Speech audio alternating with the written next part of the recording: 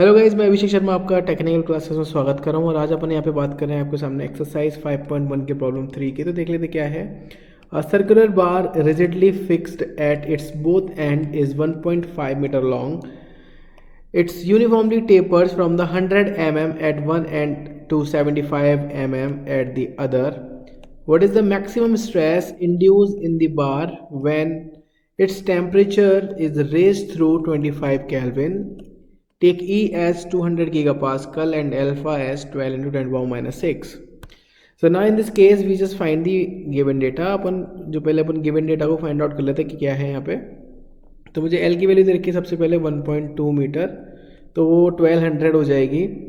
इसके बाद अगर आप नोट डाउन करेंगे, यहाँ पे मुझे टेपर का D1 दे रखा है जो कि बड़ा डायमीटर है, वो दे रखा है मेरे को 100 mm, और जो छोटा वाला डायमीटर है वो दे रखा है मेरे को 75 mm। तो ये मैंने लिख लिया दोनों। उसके बाद मुझे उसने टेम्परेचर दे रखा है 25 केल्विन, तो वो मैंने लिख लिया यहाँ पे 25 केल्विन। और ई की वैल्यू उसने मेरे को दे रखी है 200 गीगा पास्कल, तो मैंने वो लिख ली।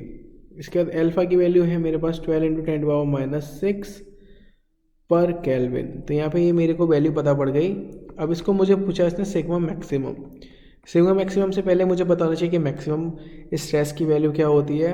पहले स्ट्रेस की वैल्यू क्या होती है, तो अल्फा टी ई मेरे को पता है स्ट्रेस की वैल्यू होती है। इसमें अगर आप D1/D2 का मल्टीप्लाई कर देंगे तो ये मैक्सिमम स्ट्रेस बन जाएगी। तो सबसे पहले मैं यहाँ पे वैल्यू लगा देता हूँ, क्योंकि देखिए अब ये रिडंडेंट वैल्यू हो गई, क्योंकि इसकी कोई ज़रूरत ही नहीं है यहाँ पे।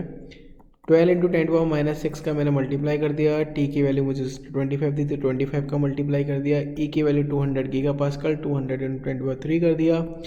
D1 की वैल्यू 100 हो गई और D2 की वैल्यू 75। तो कैलकुलेटर से मैं इसको सॉल्व करता हूँ तो क्या वैल्यू आती है देख लेते हैं फटाफट से। 12 into 10 to the power minus 6, उसके बाद मल्टीप्लाई 25 मल्टीप्लाई 200 इंटू 1000 मल्टीप्लाई 100 और डिवाइडेड बाई आता है 75। तो ये निकल गया है मेरा 80 मेगा पास्कल। तो यहाँ पे भी इसने आंसर 80 ही दे रखा है। अगर आपको वीडियो समझ में आई है तो प्लीज़ लाइक ज़रूर करना। Thank you for watching guys. Thank you so much guys.